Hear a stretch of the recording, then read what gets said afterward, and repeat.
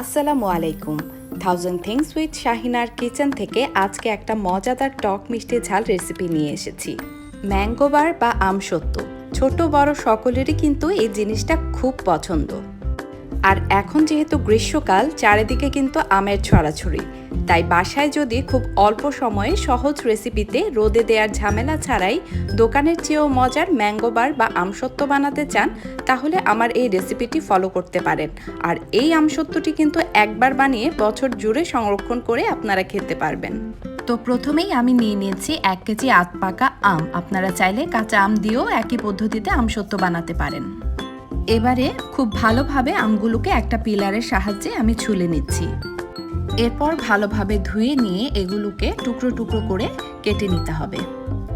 এরপর ননস্টিকে একটা প্যানে টুকরো করা আমগুলোকে দিয়ে এর মধ্যে 2 কাপ পানি দিয়ে আমগুলোকে ভালোভাবে কিছুক্ষণ সিদ্ধ করতে হবে।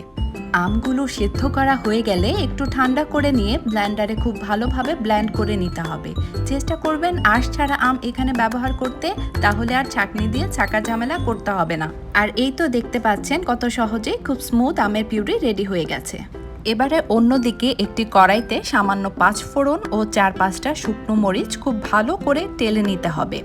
এরপর এগুলোকেও ব্লেন্ডারের সাহায্যে আধা ভাঙা করে গুঁড়ো করে নিতে হবে।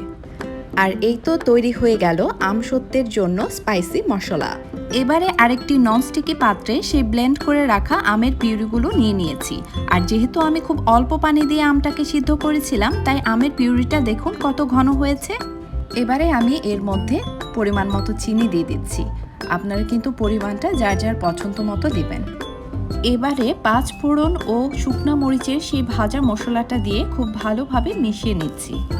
এবারে দিয়ে দিচ্ছি পরিমাণ মতো লবণ ও সাথে সামান্য বিট লবণ।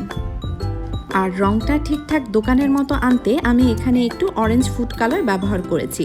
আপনারা কিন্তু অবশ্যই ভালো ব্র্যান্ডের ফুড কালার ব্যবহার করার চেষ্টা করবেন। 10 থেকে 15 মিনিট পর যখন মিশ্রণটি ঘন হয়ে আসবে এবং ফুটতে শুরু করবে, তখন বুঝতে পারবেন সম্পূর্ণ পানি শুকিয়ে আপনার মিশ্রণটি তৈরি হয়ে গিয়েছে। এবারে চুলা থেকে নামিয়ে মিশ্রণটি পাত্রে ঢেলে দিতে হবে। যে পাত্রে মিশ্রণটি ঢালবেন সেই পাত্রটি আগে থেকে সামান্য তেল দিয়ে রেডি করে রাখতে হবে।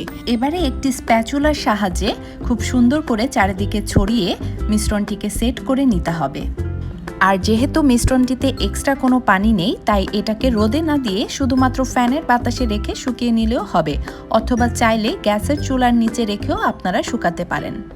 আর আমার মতো যদি বারান্দায় একটু রোদে দিতে পারেন, তাহলে কিন্তু এক রোদে এগুলো শুকিয়ে যাবে। এই যে দেখুন, আমার আমসত্ত্ব কিন্তু শুকিয়ে একদম রেডি হয়ে গেছে। আর মাশাআল্লাহ, দেখুন কি দারুণ সুন্দর রং হয়েছে। এবার আপনাদেরকে আমি আমসত্ত্বগুলো একটু কেটে দেখাচ্ছি।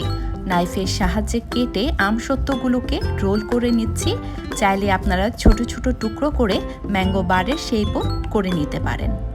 দেখুন তো, দেখতেই একদম দারুণ লোভনীয় হয়েছে, তাই না? আর আমসত্ত্বগুলোকে যেহেতু আমি কড়া রোদে শুকোইনি, তাই 1 বছর ধরে যদি এটিকে সংরক্ষণ করতে চাই, তবে অবশ্যই এটিকে নর্মাল ফ্রিজে রাখতে হবে। আর কড়া রোদে শুকোলে নর্মালি বাহিরে যে কোনো বক্সে রেখে সারা বছর ধরে খেতে পারবেন। তো এই তো ছিল আমার আজকের রেসিপিটি। ভালো লাগলে একটা লাইক, কমেন্ট ও শেয়ার করতে ভুলবেন না। দেখা হবে নেক্সট কোনো রেসিপি নিয়ে। ততদিন পর্যন্ত সবাই ভালো থাকুন, সুস্থ থাকুন। আল্লাহ হাফেজ।